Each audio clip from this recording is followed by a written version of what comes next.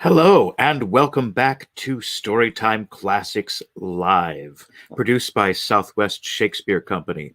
I am your host, Bo Heckman. Today we will be continuing with the Count of Monte Cristo. And to my utter amazement, it was not a story. It is not a story of a vampire and a tasty sandwich. I was shocked and surprised. Okay. bad jokes aside, this story is getting very exciting. And hello there, Stanley, this morning. How are you today? Yes, I'm looking forward to the continuation of this as well. Nice to communicate with you earlier. I apologize for the technical difficulties yesterday. It seems I was not completely connected to power, and my whole system was dying. So once that was fixed, hopefully the internet got a little bit better. But yeah, it was probably screaming out, "I need my connection to the internet." I'm just going to stop now. All right.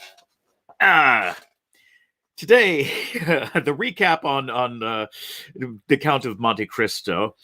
He was brought before a judge, and the judge was really finding him innocent. And then the subject of the letter came up, and that made things a little bit tense and serious again. But then the letter was destroyed by the judge, and said, "Okay, if we're the only ones that have really seen this, no one else is going to see this, and it's not going to see the light of day again." Incinerated it. So things are still pretty dicey, but Dantes has been released by the judge right now. But as we left the judge yesterday, he had just had an epiphany of how he could swing everything in his own favor. So let us find out how this all plays out as we continue on today with Chapter 8, the Chateau d'If. Again, my apologies if I mispronounce anything in this. It's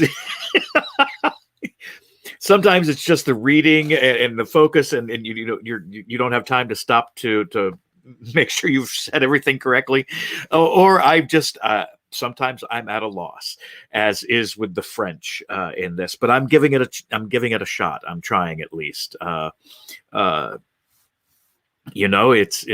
It's worth giving a shot. All right. Here we go today with Chapter 8 of the Count of Monte Cristo. The commissary of police, as he traversed the antechamber, made a sign in two gendarmes, who placed themselves one on Dante's right and the other on his left. A door that communicated with the Palais de Justice was opened, and they went through a long range of gloomy corridors, whose appearance might have made even the boldest shudder. The Palais de Justice communicated with the prison, a somber edifice that, from its grated windows, looks on the clock tower of the Aculus. After numberless windings, Dante saw a door with an iron wicket. The commissary took up an iron mallet and knocked thrice, every blow seeming to Dante's as if struck on his heart. The door opened, and the two gendarmes gently pushed him forward, and the door closed with a loud sound behind him. The air he inhaled was no longer pure, but thick and mephitic. He was in prison. He was conducted to a tolerably neat chamber, but grated and barred, and its appearance, therefore, did not greatly alarm him. Besides, the words of Villefort, who seemed to interest himself so much, resounded still in his ears like a promise of freedom. It was 4 o'clock when Dantes was placed in this chamber. It was, as we have said, the 1st of March, and the prisoner was soon buried in darkness.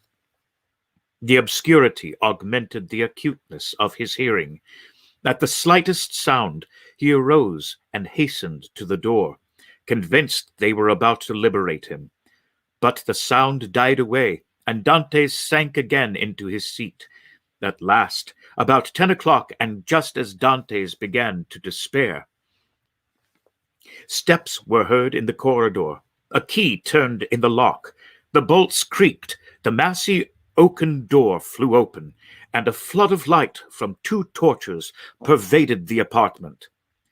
By the torchlight, Dantes saw the glittering sabers and carbines of 4 gentlemen, gendarmes. He had advanced at first, but stopped at the sight of this display of force. "Are you come to fetch me?" asked he. "Yes," replied the gendarme. "By the orders of the deputy procurer?" "I believe so." The conviction that they came from M. de Villefort relieved all Dantes' apprehensions. He advanced calmly and placed himself in the center of the escort. A carriage waited at the door. The coachman was on the box, and a police officer sat beside him. "Is this carriage for me?" said Dantes. "It is for you," replied a gendarme. Dantes was about to speak, but feeling himself urged forward, and having neither the power nor the intention to resist, he mounted the steps and was in an instant seated inside between 2 gendarmes.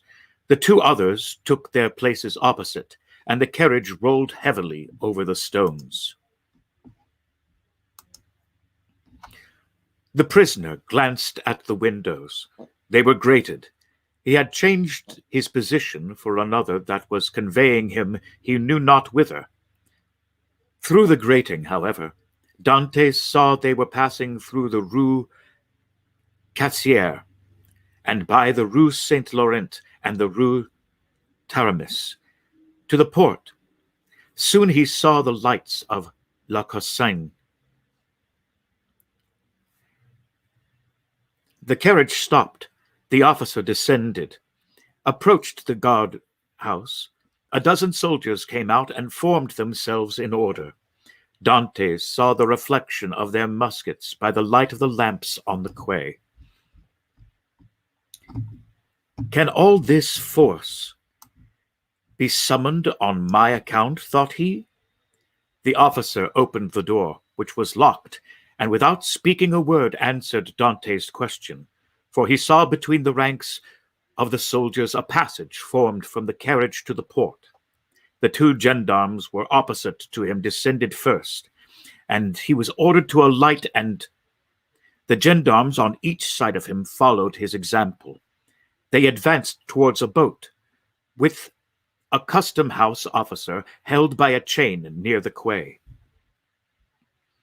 The soldiers looked at Dantes with an air of stupid curiosity. In an instant, he was placed in the stern sheets of the boat, between the gendarmes, while the officer stationed himself at the bow. A shove sent the boat adrift, and 4 sturdy oarsmen impelled it rapidly towards the pylon. At a shout from the boat, the chain and the closes of the mouth of the port was lowered, and in a second they were, as Dantes knew, in the Frioul and outside the inner harbor.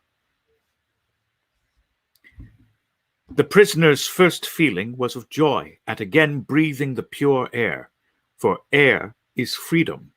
But he soon sighed, for he passed before La Reserve, where he had that morning been so happy, and now through the open windows came the laughter and revelry of a ball. Dantes folded his hands, raised his eyes to heaven, and prayed fervently. The boat continued her voyage. They had passed the Tête de Monte, and were off the Anse de Pharaon, and about to double the battery. This maneuver was incomprehensible to Dantes. "Whither are you taking me?" asked he. "You will soon know. But still, we are forbidden to give you any explanation." Dantes, trained in discipline, knew that nothing more would be absurd than to question subordinates who were forbidden to reply, and so he remained silent. The most vague and wild thoughts passed through his mind. The boat they were in could not make a long voyage. There was no vessel at anchor outside the harbor. He thought perhaps they were going to leave him on some distant point. He was not bound, nor had they made any attempt to handcuff him. This seemed a good augury. Besides, had not the deputy, who had been so kind to him, told him that provided he did not pronounce the dreaded name of Nortier, he had nothing to apprehend? Had not Villefort, in his presence, destroyed the fatal letter, the only proof against him? He waited silently, striving to pierce through the darkness. They had left the Isle Ratonneau, where the lighthouse stood, on the right, and were now opposite the Point de la Catalans. It seemed to the proper that he could distinguish a feminine form on the beach, for it was there Mercedes dwelt. How was it that a presentiment did not warn Mercedes that her lover was within 300 yards of her? One light alone was visible, and Dantes saw that it came from Mercedes' chamber. Mercedes was the only one awake in the whole settlement. A loud cry could be heard by her, but pride restrained him, and he did not utter it. What would his guards think if they heard him shout like a madman?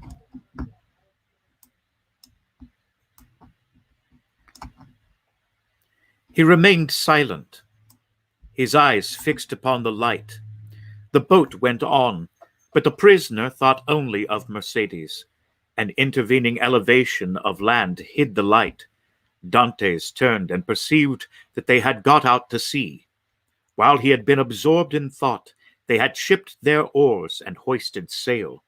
The boat was now moving with the wind. In spite of his repugnance to address the guards, Dantes turned to the nearest gendarme, and taking his hand, "Comrade," said he, "I adjure you, as a Christian and a soldier, to tell me where we are going.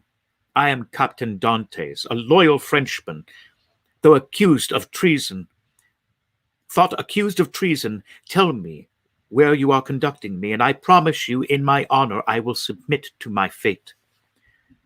The gendarme looked irresolutely at his companion, who returned for answer a sign that said, "I see no great harm in telling him now."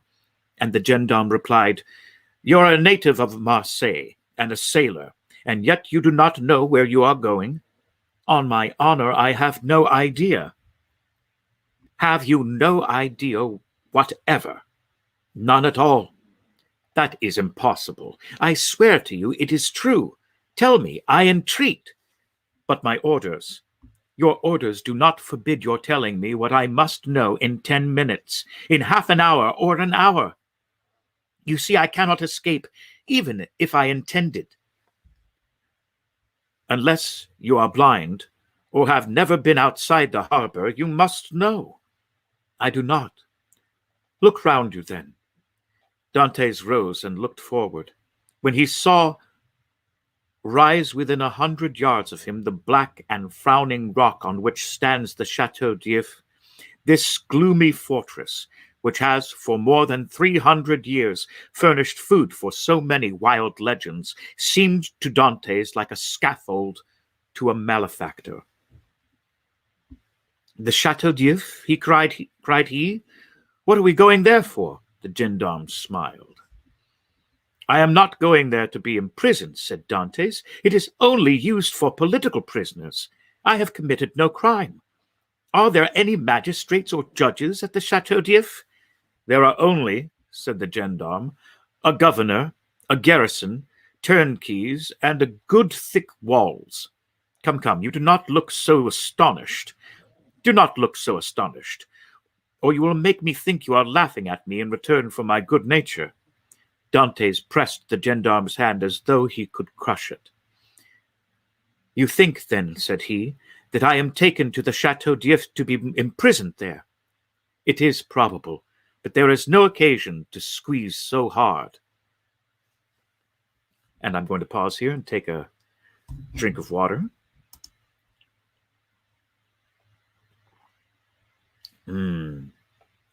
Hydration.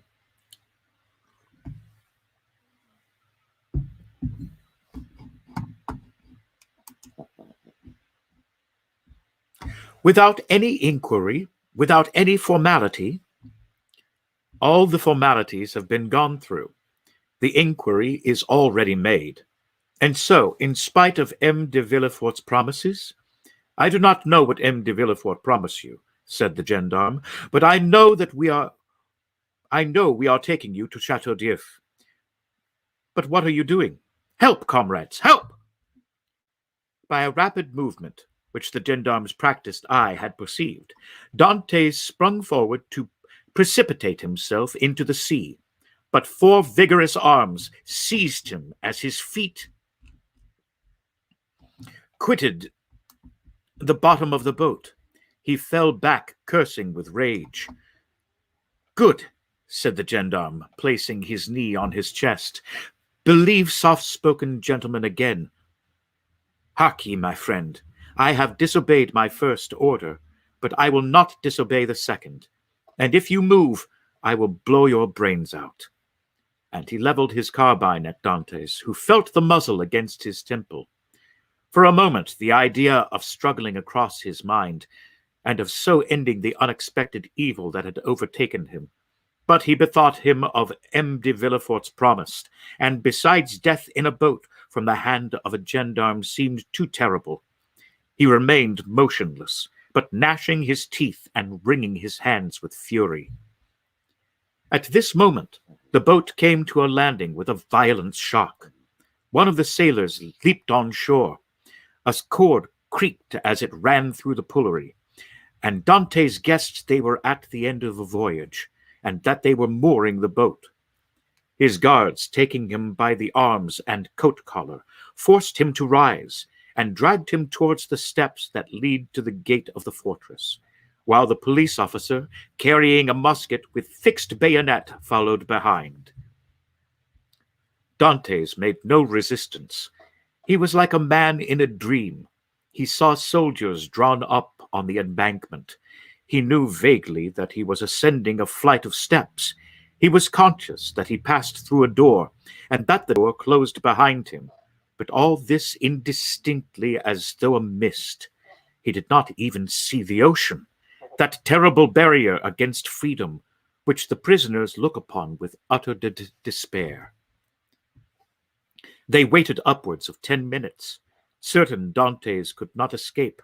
The gendarmes released him. They seemed awaiting orders. The orders came.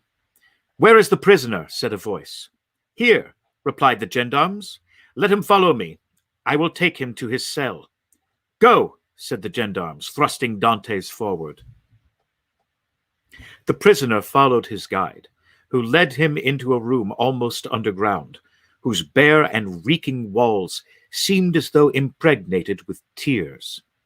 A lamp placed on a stool illuminated the apartment faintly, and showed Dantes the features of his conductor, an under-jailer, ill-clothed and of sullen appearance.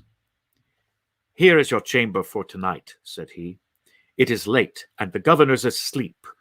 Tomorrow, perhaps, he may change you. In the meantime, there is bread, water, and fresh straw, and that is all a prisoner can wish for. Good night." And before Dantes could open his mouth, before he had noticed where the jailer placed his bread or the water, before he had glanced towards the corner where the straw was, the jailer disappeared, taking with him the lamp and closing the door, leaving stamped upon the prisoner's mind the dim reflection of the dripping walls of his dungeon. Dantes was alone in darkness and in silence, cold as the shadows that he felt breathe on his burning forehead. With the first dawn of the day, the jailer returned, with orders to leave Dantes where he was.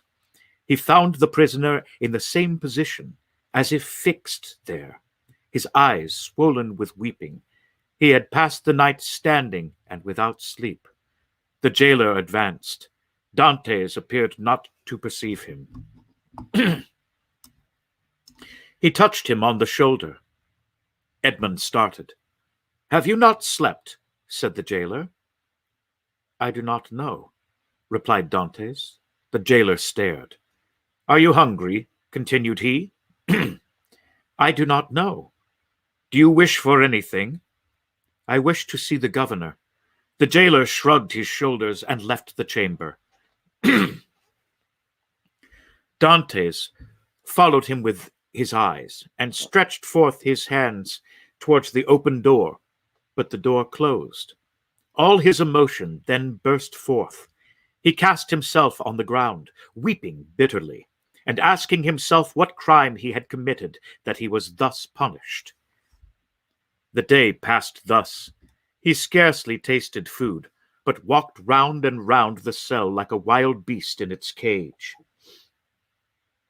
One thought in particular tormented him, namely, that during his journey hither he had sat so still, whereas he might a dozen times have plunged into the sea, thanks to his powers of swimming, for which he was famous to have gained the shore, concealed himself until the arrival of a Genoese or Spanish vessel, escaped to Spain or Italy, where Mercedes and his father could have joined him. He had no fears as to how he should live. Good seamen are welcome everywhere. He spoke Italian like a Tuscan, and Spanish like a Castilian.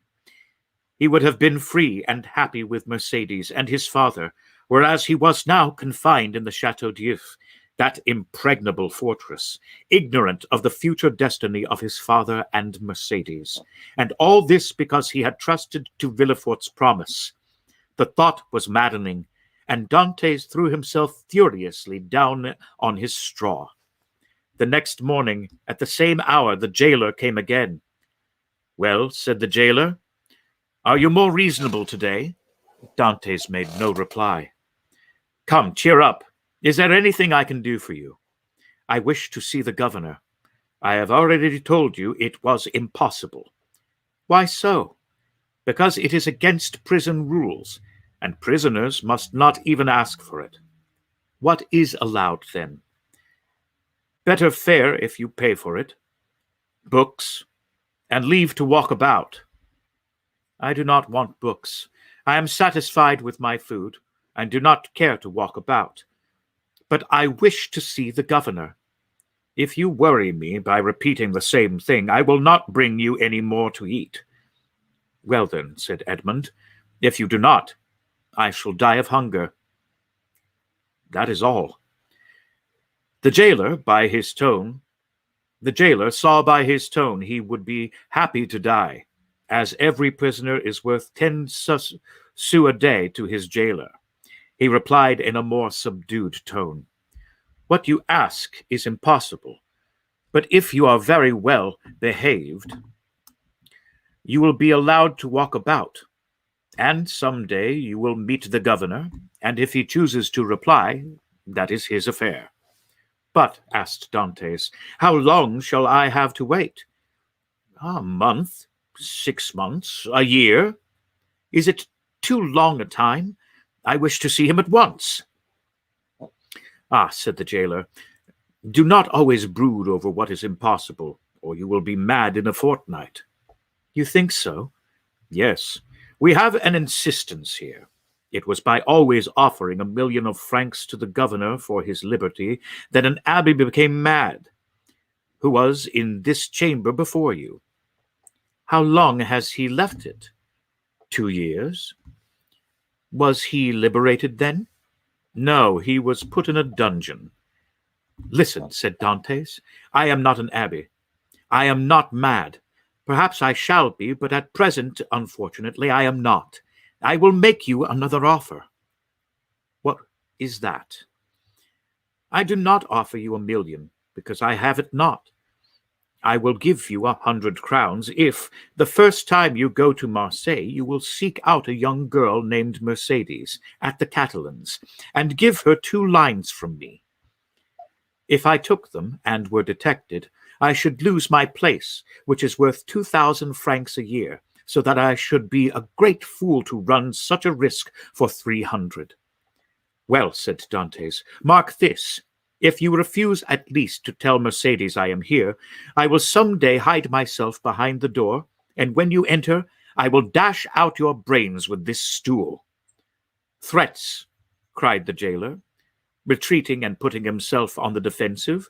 "You are certainly going mad. The abbé began like you, and in 3 days you will be like him, mad enough to tie up.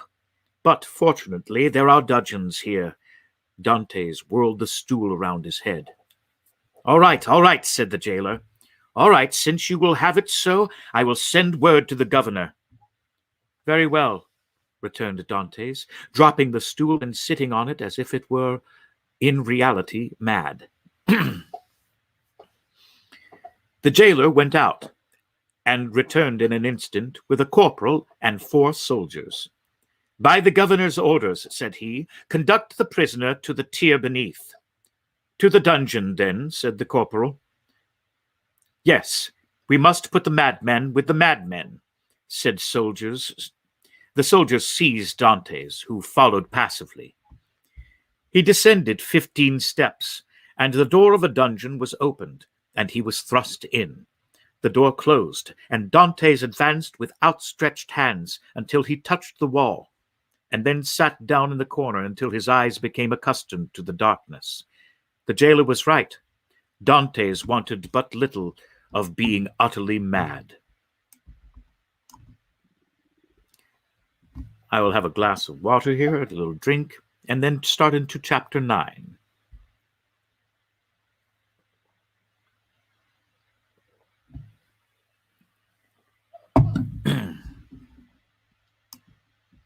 Chapter 9.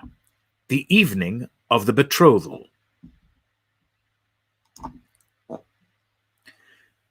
Villefort had, as we have said, hastened back to Madame de Saint-Mérin's in the Place du Grand Cour, and on entering the house found that the guests whom he had left at table were taking coffee in the salon. René was, with all the rest of the company, anxiously awaiting him, and his entrance was followed by a general exclamation. "Well, decapitator, guardian of the state, royalist, Brutus, what is the matter?" said one. "Speak out." "Are we threatened with a fresh reign of terror?" asked another. "Has the Corsican ogre broken loose?" cried a third. "Marquise," said Villefort, approaching his future mother-in-law, "I request your pardon for thus leaving you. Will the Marquis honor me by a few moments' private conversation?" It is really a serious matter, then?" asked the Marquis, remarking the cloud on Villefort's brow. "So serious that I must take leave of you for a few days. So," added he, turning to René, "judge for yourself if it be not important." "You are going to leave us?" called René, unable to hide her emotion at this unexpected announcement. "Alas," returned Villefort, "I must." "Where, then, are you going?" asked the Marquise. "That, madam, is an official secret. But if you have any commissions for Paris, a friend of mine is going there tonight, and will with pleasure undertake them." The guests looked at each other. "You wish to speak to me alone?" said the Marquis. "Yes. Let us go to the library, please." The Marquis took his arm, and they left the salon. "Well," asked he, as soon as they were by themselves, "tell me what it is." "An affair of the greatest importance that demands my immediate presence in Paris. Now, excuse the indiscretion, Marquis, but have you any landed property?" "All my fortune is in the funds, 700,000 or 800,000 francs." "Then sell out, Marquis, or you will lose it all." "But how can I sell out here?" "You have it broker, have you not?" "Yes." "Then give me a letter to him, and tell him to sell out without an instant's delay. Perhaps even now I shall arrive too late." "The deuce you say," replied the Marquis. "Let us lose no time, then." And sitting down, he wrote a letter to his broker, ordering him to sell out at the market price. "Now then," said Villefort, placing the letter in his pocketbook, "I must have another." "To whom?" To the king. To the king? Yes, I dare not write to his majesty. I do not ask you to write to his majesty, but ask M. de Salvio to do so. I want a letter that will enable me to reach the king's presence without all the formalities of demanding an audience. That would occasion a loss of precious time. But address yourself to the keeper of the seals. He has the right of entry at the Tuliarys. I can procure you an audience at any hour of the day or night. Doubtless, but there is no occasion to divide the honors of my discovery with him. The keeper would leave me in the background and take all the glory to himself. I tell you, Marquis, my fortune is made if I only reach the Tuliarys the first, for the king will not forget the service I do him. In that case, go and get ready. I will call Salvio and make him write the letter. Be as quick as possible. I must be on the road in a quarter of an hour. Tell your coachman to stop at the door. You will present my excuses to the Marquise and Mademoiselle Renée, whom I leave on such a day with great regret. You will find them both here, and can make your farewells in person. 1,000 thanks. And now for the letter. The Marquis rang. A servant entered. Say to the Comte de Salvio that I would like to see him. Now, then go, said the Marquis. I shall be gone only a few moments. Villefort hastily quitted the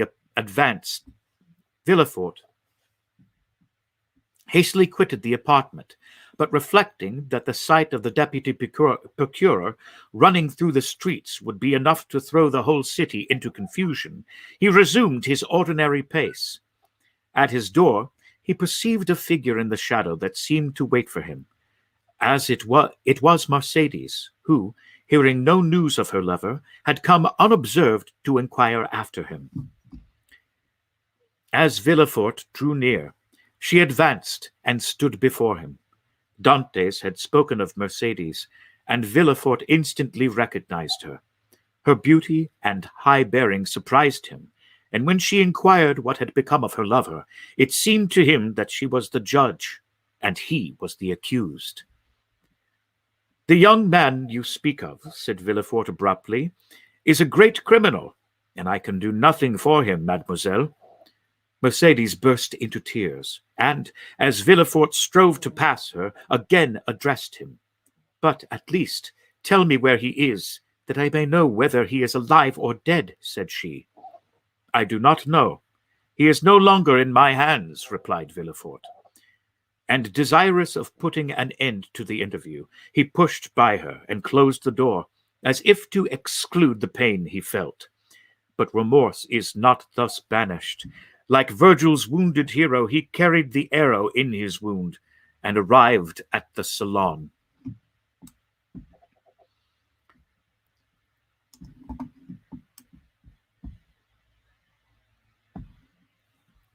Villefort uttered a sigh that was almost a sob and sank into a chair. Then the first pangs of an unending torture seized upon his heart.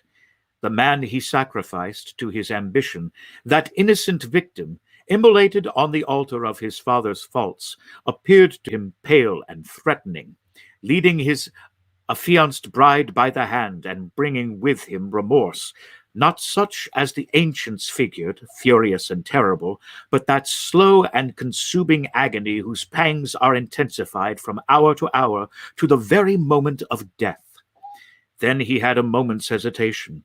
He had frequently called for capital punishment on criminals, and owing to his irresistible eloquence, they had been condemned, and yet the slightest shadow of remorse had never clouded Villefort's brow because they were guilty.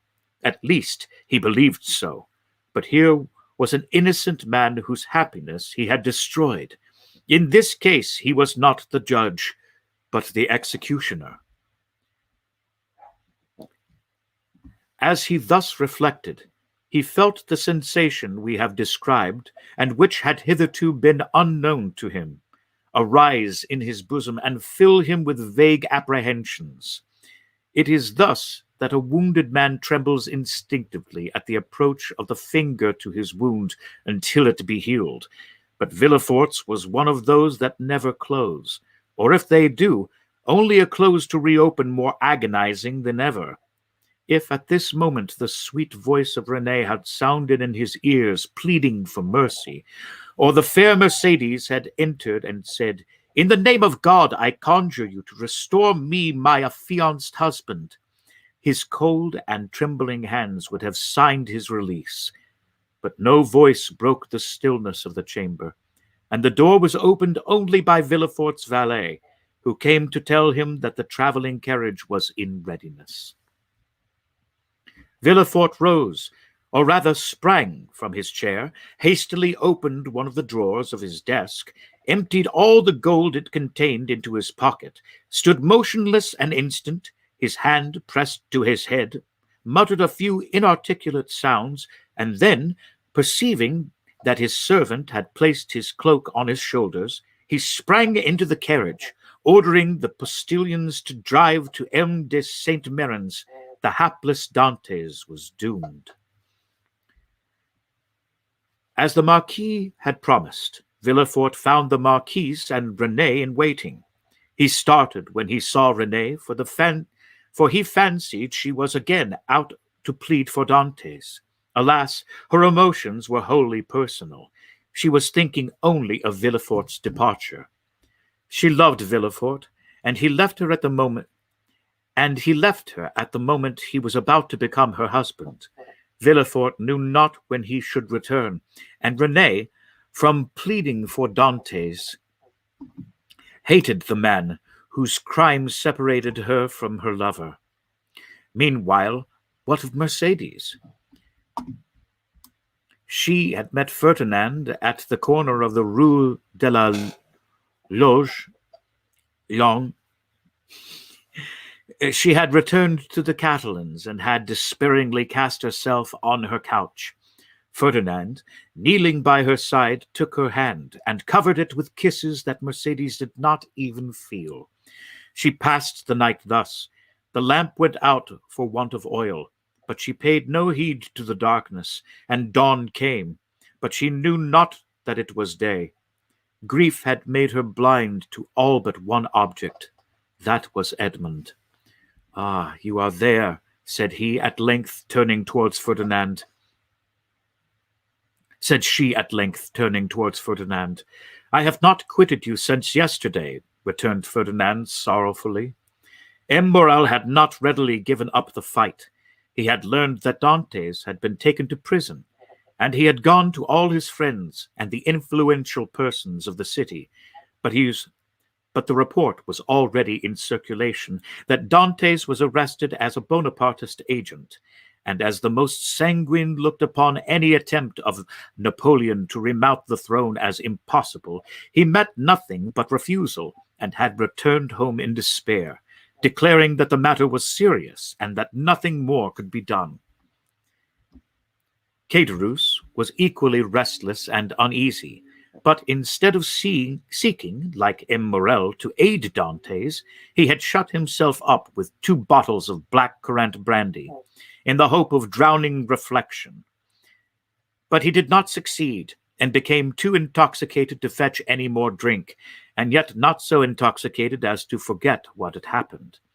With his elbows on the table, he sat between the 2 empty bottles, while the spectres danced in the light of the unsnuffed candle, spectres such as Hoffmann strews over his punch-drenched pages like black, fantastic dust. Danglars alone was content and joyous. He had got rid of an enemy who made his own situation on the fair and secure.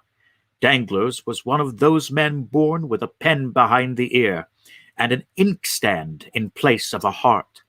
Everything with him was multiplication or subtraction. The life of a man was to him of far less value than a numeral, especially when, by taking it away, he could increase the sum total of his own desires. He went to bed at his usual hour, and slept in peace. Villefort, after having received M. de Salvio's letter, embraced Renée, kissed the Marquise's hand, and shaken that of the Marquis, started for Paris along the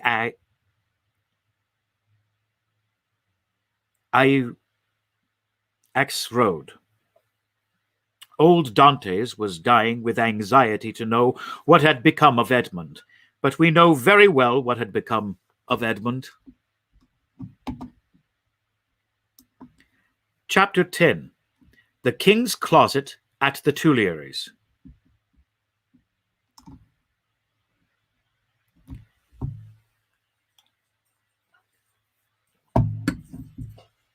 We will leave Villefort on the road to Paris, traveling, thanks to trebled faces, with all speed and passing through 2 or 3 apartments, enter the Tuliarys, the little room with the arched window, so well known as having been the favorite closet of Napoleon and Louis, and now Louis Philippe.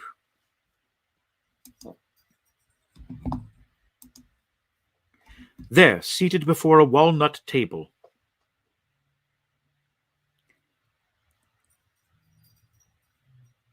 he had brought with him from Hartwell, and to which, from one of those fancies not uncommon to great people, he was particularly attached to King Louis XVIII, was carelessly listening to a man of 50 or 52 years of age, with grey hair, aristocratic bearing, and exceedingly gentlemanly attire, and meanwhile making a marginal note in a volume of Griffius's rather inaccurate but much sought-after edition of Horace, a work which was much indebted to the sagacious observations of the philosophical monarch.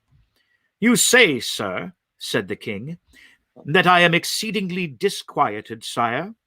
Really, have you had a vision of the 7 fat kine and the 7 lean kine?" "No, sire, for that would only betoken for us 7 years of plenty and 7 years of scarcity, and with a king as full of foresight as your majesty, scarcity is not a thing to be feared." "Then of what other scourge are you afraid, my dear Blackus?"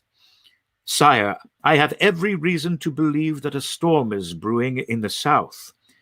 "Well, my dear Duke," replied Louis XVIII, "I think you are wrongly informed, and know positively that, on the contrary, it is very fine weather in that direction." Man of ability as he was, Louis XVIII liked a pleasant jest.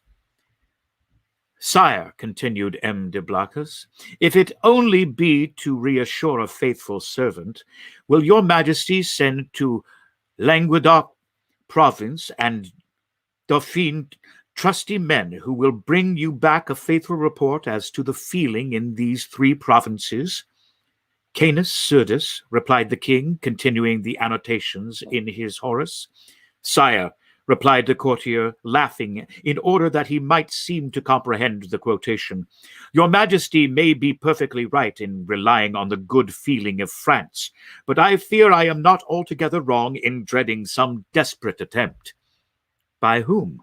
"By Bonaparte, or at least by his adherents." "My dear Blacas," said the king, "you with your alarms prevent me from working, and you, sire, prevent me from sleeping with your security." "Wait, my dear sir, wait a moment, for I have such a delightful note on the pastor Quum Taharet. Wait, and I will listen to you afterwards." There was a brief pause, during which Louis XVIII wrote in a hand as small as possible another note on the margin of his Horace, and then looking at the Duke with the air of a man who thinks he has an idea of his own, while he is only commenting upon the idea of another, said, "Go on, my dear Duke, go on, I listen."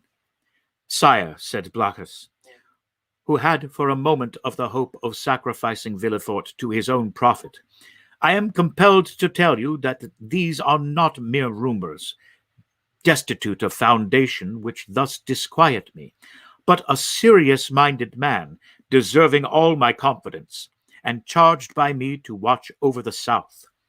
The Duke hesitated as he pronounced these words. Has arrived by post to tell me that a great peril threatens the king, and so I hastened to you, sire. Maladucis avi domum, continued Louis XVIII, still annotating. Does your Majesty wish me to drop the subject? But by no means, my dear Duke. But just stretch out your hand. Whichever you please. There, to the left. Here, sire. I tell you to the left, and you are looking to the right. I mean on my left. Yes, there. You will find yesterday's report of the Minister of Police. But here is M. Danglars himself, and M. Danglars, announced by the Chamberlain-in-Waiting, entered. Come in, said Louis XVIII, with repressed smile. Come in, Baron, and tell the Duke all you know. The latest news of M. de Bonaparte. Do not conceal anything, however serious. Let us see. The island of Elba is a volcano, and we may expect to have issuing thence flaming and bristling war. Bella horrida, bella. M. Danglars leaned very respectfully on the back of a chair with his two hands and said, Has your Majesty perused yesterday's report? Yes, but tell the Duke himself, who cannot find anything, what the report contains. Give him the particulars of what the usurper is doing in his islet. Monsieur, said the Baron to the Duke, all the servants of his Majesty must approve of the latest intelligence, which we have from the island of Elba. Bonaparte. M. Danglars looked at Louis XVIII, who employed in writing a note, did not even raise his head. Bonaparte, continued the Baron, is mortally wearied, and passes whole days in watching his miners at work at Porto Longon, and scratches himself for amusement, added the king. Scratches himself? Inquired the Duke. What does your Majesty mean? Yes, indeed, my dear Duke. Did you forget that this great man, this hero, this demigod, is attacked with a malady of the skin which worries him to death? Perigio?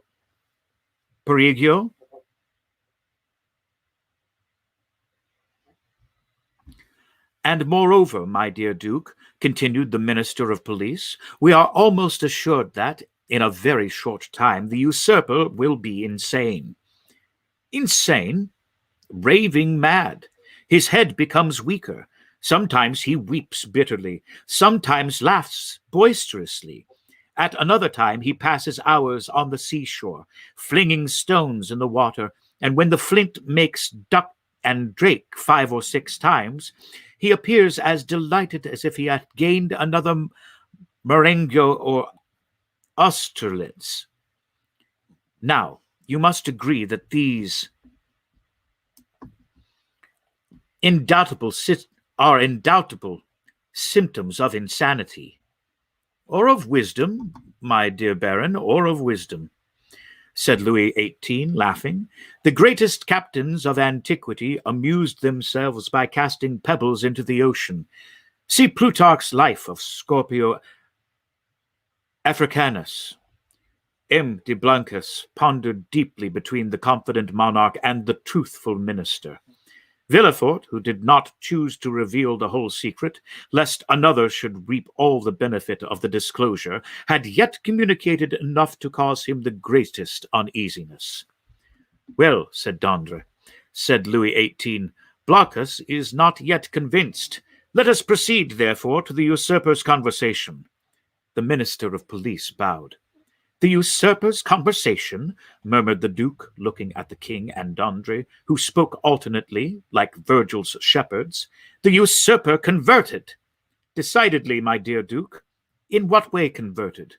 To good principles. Tell him all about it, Baron. Why, this is the way of it, said the minister, with the gravest air in the world. Napoleon lately had a review, and as 2 or 3 of his old veterans expressed a desire to return to France, he gave them their dismissal and exhorted them to serve the good king. These were his own words. Of that I am certain. Well, Blackus, what do you think of this? Inquired the king triumphantly, and pausing for a moment from the voluminous scholiast before them. I say, sire, that the minister of police is greatly deceived, or I am, as it is impossible it can be the minister of police, as he has the guardianship of the safety and honor of your majesty. It is probable that I am in error. However, sire, if I might advise, your majesty will interrogate the person of whom I spoke to you, and I will urge your majesty to do him this honor. Most willingly, Duke. Under your auspices I will receive any person you please, but you must not expect me to be too confiding. Baron, have you any report more recent than this dated the 20th February? This is the 4th of March? No, sire, but I am hourly expecting one. It may have arrived since I left my office. Go thither, and if there be none, well, continued Louis XVIII, make one. That is the usual way, is it not? And the king laughed facetiously. Oh, sire, replied the minister, we have no occasion to invent any. Every day our desks are loaded with most circumstantial denunciations, coming from hosts of people who hope for some return for services which they seek to render but cannot. They trust to fortune and rely upon some unexpected event in some way to justify their predictions. Well, sir, go, said Louis XVIII, and remember that I am waiting for you. But go and return, sire. I shall be back in 10 minutes. And I, sire, said M. de Blancas, will go and find my messenger. Wait, sir, wait, said Louis XVIII. Really, M. de Blancas, I must change your armorial bearings. I will give you an eagle with outstretched wings, holding in its claws a prey which tries in vain to escape, and bearing this device, tenax. Sire, I listen, said Blancas, biting his nails with impatience. I wish to consult you on this passage. Malefugens an helitu. You know it refers to a stag flying from a wolf. Are you not a sportsman and a great wolf hunter? Well then, what do you think of the Mali Angelitu? Admirable, sire, but my messenger is like the stag you refer to, for he has posted 220 leagues in scarcely 3 days, which is undergoing great fatigue and anxiety, my dear Duke, when we have a telegraph which transmits messages in 3 or 4 hours, and that without getting in the least out of breath. Ah, sire, you recompense but badly this poor young man who has come so far and with so much ardor to give your majesty useful information, if only for the sake of M. de Salvia, who recommends him to me. I entreat your majesty to receive him graciously. M. de Salville, my brother's chamberlain? Yes, sire. He is at Marseille, and writes me thence. Does he speak to you of this conspiracy? No, but strongly recommends M. de Villefort, and begs me to present him to your majesty. M. de Villefort, cried the king. It is the messenger's name, M. de Villefort? Yes, sire. And he comes from Marseille? In person. Why did you not mention his name at once? Replied the king, betraying some uneasiness. Sire, I thought his name was unknown to your majesty. No, Blancas. He is a man of strong and elevated understanding, ambitious, too, and, pardieu, you know his father's name. His father? Yes, Noirtier. Noirtier the Girondin. Girondin, Nortier the senator, he himself. And your majesty has employed the son of such a man. Blancas, my friend, you have but limited comprehension. I told you Villefort was ambitious, and to attain this ambition, Villefort would sacrifice everything, even his father. Then, sire, may I present him? This instant, Duke. Where is he? Waiting below in my carriage. Seek him at once. I hastened to do so. The Duke left the royal presence with the speed of a young man. His really sincere royalism made him youthful again. Louis XVIII remained alone, and, touring his eyes on his half-opened Horace, muttered, Justum et tenacem, propositi virum. M. de Blacas returned as speedily as he had departed, but in the antechamber he was forced to appeal to the king's authority. Villefort's dusty garb, his costume, which was not of courtly cut, excited the susceptibility of M. de Brézé, who was all astonishment at finding this young man had the audacity to enter before the king in such attire. The Duke, however, overcame all difficulties with a word, His Majesty's order, and in spite of the protestations which the master of ceremonies made for the honor of his office and principles, Villefort was introduced. The king was seated in the same place where the Duke had left him. On opening the door, Villefort found himself facing him, and the young magistrate's first impulse was to pause. Come in, Miss M. de Villefort, said the king. Come in. Villefort bowed, and, advancing a few steps, waited until the king should interrogate him. M. de Villefort, said Louis XVIII, the Duc de Blancas assures me you have some interesting information to communicate. Sire, the Duke is right, and I believe your Majesty will think it equally important. In the first place, and before everything else, sir, it is the news as bad in your opinion as I am asked to believe? Sire, I believe it to be most urgent, but I hope by the speed I have used that it is not irreparable. Speed? Speak as fully as you please, sir, said the king, who began to give way to the emotion which had showed itself in Blancas' face and affected Villefort's voice. Speak, sir, and pray begin at the beginning. I like order in everything. Sire, said Villefort, render a faithful report to your Majesty, but I must entreat your forgiveness if my anxiety leads to some obscurity in my language. A glance at the king after this discreet and subtle exordium assured Villefort of the benignity of his august auditor, and he went on. Sire, I have come as rapidly to Paris as possible to inform your Majesty that I have discovered, in the exercise of my duties, not a commonplace and insignificant plot, such as is every day got up in the lower ranks of the people and in the army, but an actual conspiracy, a storm, which menaces no less than your Majesty's throne. Sire, the usurper is arming 3 ships.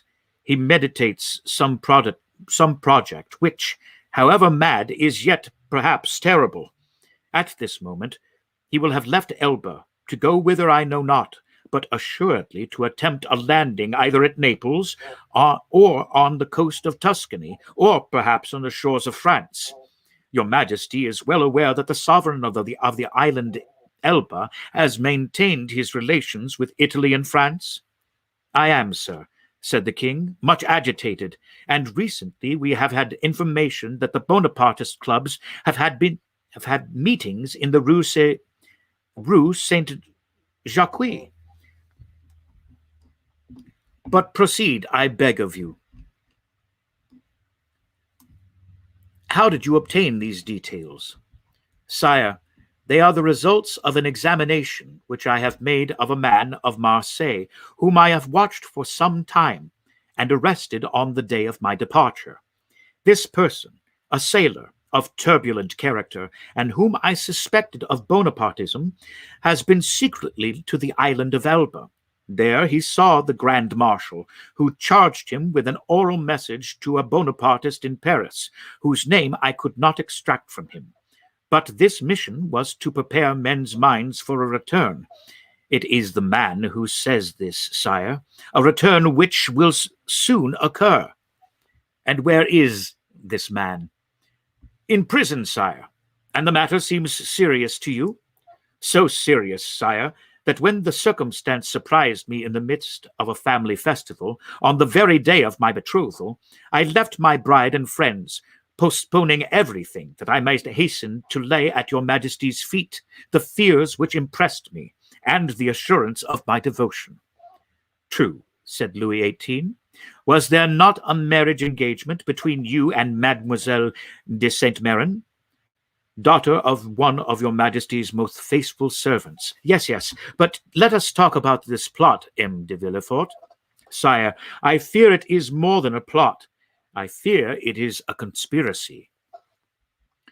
A conspiracy in these times, said Louis XVIII, smiling, is a thing very easy to meditate, but more difficult to conduct to an end, inasmuch as, re-established so recently on the throne of our ancestors, we have our eyes open at once upon the past, the present, and the future. For the last 10 months, my ministers have redoubled their vigilance in order to watch the shore of the Mediterranean. If Bonaparte landed at Naples, the whole coalition would be on foot before he could even reach Piombino. If he land in Tuscany, he will be in an unfriendly territory. If he land in France, it must be with a handful of men, and the result of that is easily foretold, execrated as he is by the population. Take courage, sir, but at the same time rely on our royal gratitude.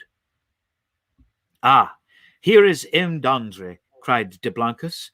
At this instant, the Minister of Police appeared at the door, pale, trembling, and as if ready to faint. Villefort was about to retire, but M. de Blancas, taking his hand, restrained him. And we will stop here today and resume on Monday,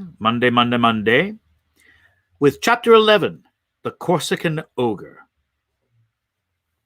Thank you for tuning in today. I'm going to check my comments section to see if there are any last comments today. There are not. If you have any questions about the material being read, or if you would like any questions posed and start a discussion, you can always email me at bheckman, that is BHECKMAN, at swshakespeare.org. And I will take your questions on air and answer them as best I can. That may not always be possible, but I will definitely give all the effort that I can. Hope you've enjoyed the reading today. Tune in next time on Monday for Storytime Classics Live when we continue on. And if you're going outside today, please be safe and please wear a mask. We'll see you next time.